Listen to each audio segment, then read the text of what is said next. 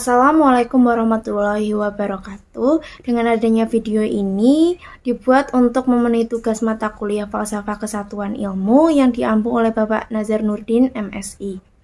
Sebelum mereview jurnal ilmiah ini, izinkan saya untuk memperkenalkan diri terlebih dahulu. Perkenalkan, nama saya Sekar Ayu Gumadita dari IHD 2 dengan NIM 120. Saya akan mereview jurnal ilmiah dengan judul Filsafat Ilmu sebagai Pembentuk Karakteristik Pengembangan Media Pembelajaran Matematika dengan nama jurnal Santiaji Pendidikan volume 10 nomor 1 Januari 2020 dengan halaman 20-26. Jurnal ilmiah ini ditulis oleh Imade Dharma Atmaja. Tujuan penelitian: dengan adanya jurnal ilmiah ini, penulis ingin menjelaskan seberapa penting media pembelajaran dari pendekatan filsafat ilmu dan pendidikan dalam pembelajaran matematika, yang cenderung menggunakan media sebagai sarana bantuan untuk membantu menggambarkan konsep abstrak pembelajaran agar lebih mudah untuk dipahami.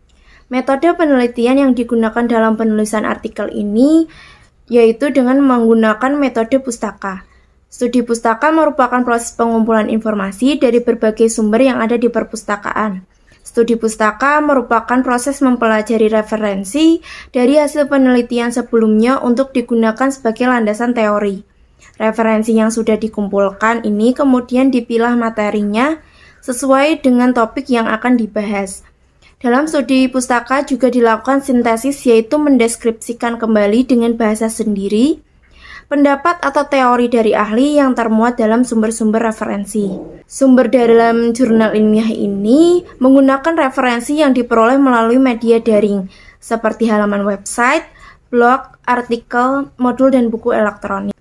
Yang berikutnya ada hasil pembahasan. Yang pertama, pengertian filsafat dari beberapa ahli. Salah satu contohnya, menurut Plato yang menyatakan bahwa filsafat adalah ilmu untuk mendapatkan kebenaran yang murni.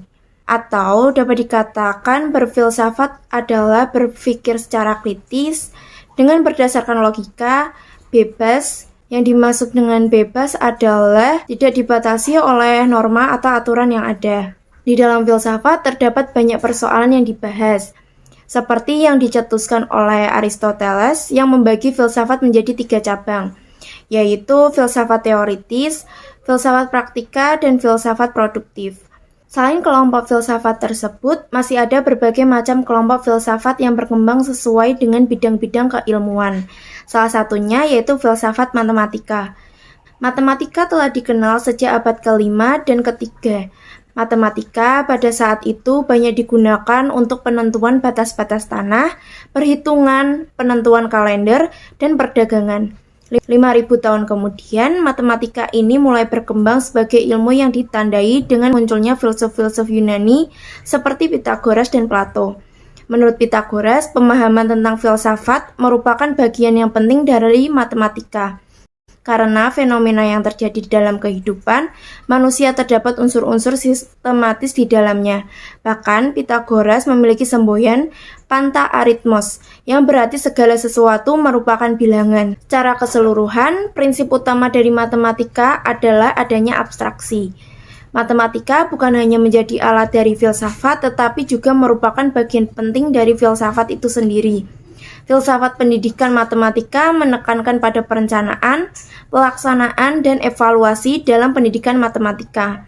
Menurut pendapat Karim, pendidikan matematika adalah kajian mengenai sejarah matematika yang di dalamnya mencakup sifat dasar, psikologi, proses belajar siswa, dan cara mengajar guru, serta tujuan yang diharapkan dari pembelajaran matematika tersebut. Menurut Visser dan Lipson, dalam penelitian tentang miskonsepsi menemukan bahwa dalam belajar matematika melibatkan peran aktif dan konstruktif. Konstruktif menurut Glassford dan Kitchener adalah diawali dengan membangun ikatan konsep matematika yang dipelajari. Kemudian dilanjutkan dengan mengungkapkan kembali konsep matematika dengan kata-kata sendiri sehingga mampu menerapkannya dan menganalisis. Proses konstruksi juga akan dapat berjalan secara efektif jika didukung oleh media pembelajaran sebagai sarana dan sumber belajar. Manfaat media pembelajaran itu sendiri dalam pelajaran matematika untuk membantu kelancaran komunikasi dan interaksi antara guru dan siswa sehingga aktivitas dan prestasi belajar matematika lebih optimal. Media pembelajaran matematika dapat dikreasikan menggunakan tulisan, audio, visual, atau bahkan kombinasi semuanya. Filsafat ilmu dan pendidikan memiliki peran yang sangat besar dalam membentuk karakteristik media pembelajaran matematika, di mana memerlukan pendekatan filsafat, ilmu dan pendidikan yang terdiri dari pendekatan ontologi, epistemologi, dan aksiologi. Secara ontologi, pengembangan media pembelajaran matematika dapat didasarkan pada pengalaman atau evaluasi terhadap proses pembelajaran matematika yang sudah dilaksanakan sebelumnya.